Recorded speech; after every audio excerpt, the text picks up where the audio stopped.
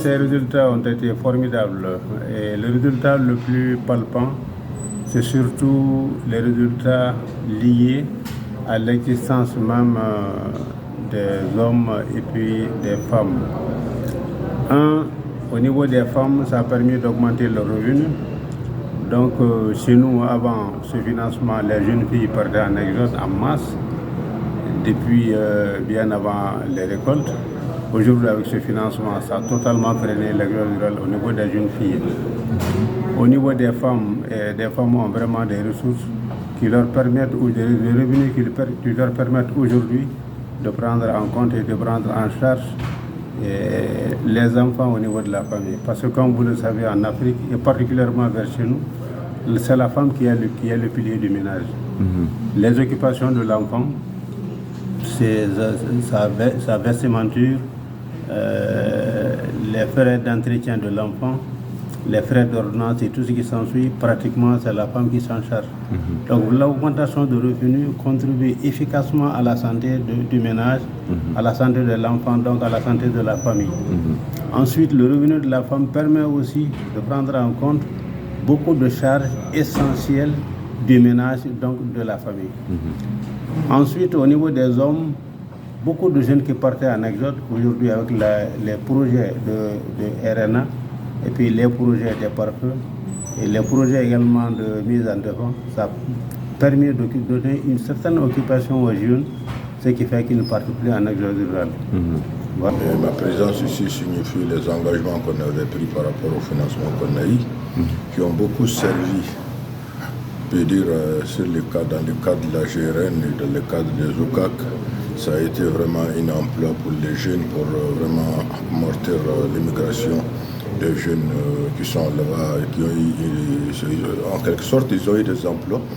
Donc c'est l'un des impacts positifs que nous avions eu du pape Bio et de l'UMOA et de l'Union européenne. Chaque fois qu'on sort au niveau du terrain, on a des accords avec les populations, surtout au niveau du village, au niveau des femmes surtout, pour les projets, micro-projets alternatifs, surtout au niveau des femmes, l'implémentation des champs maraîchères et construction de puits pour appuyer les villages, coins de carence.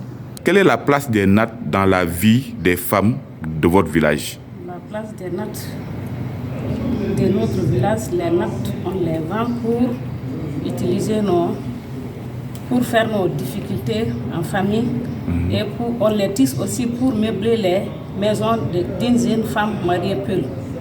On meuble la maison avec les nattes aussi. Ok.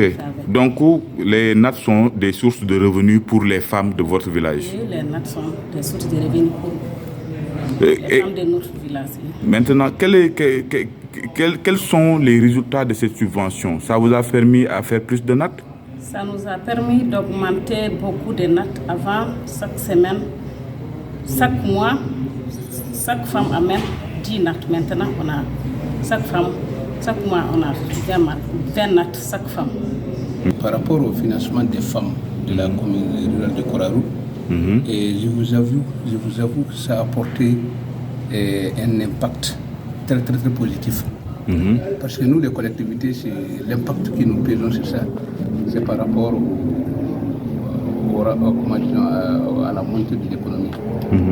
Donc nous avons constaté, nous avons remarqué, et avec le financement, parce que la commune de Korarou, pratiquement toutes les femmes, les ressources de revenus, c'est la fabrication de nattes et qu'ils les vendent dans les différents marchés environnants. Donc ça a permis à faire revivre l'économie des familles et ça a permis encore davantage par rapport même à la récupération des impôts. Parce que chez nous là-bas, c'est pratiquement l'impôt et pratiquement c'est ça les ressources même des collectivités.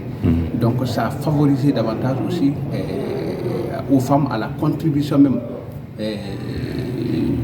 du bien-être de la famille et en plus de valoriser davantage les ressources économiques de la commune rurale de Korarou.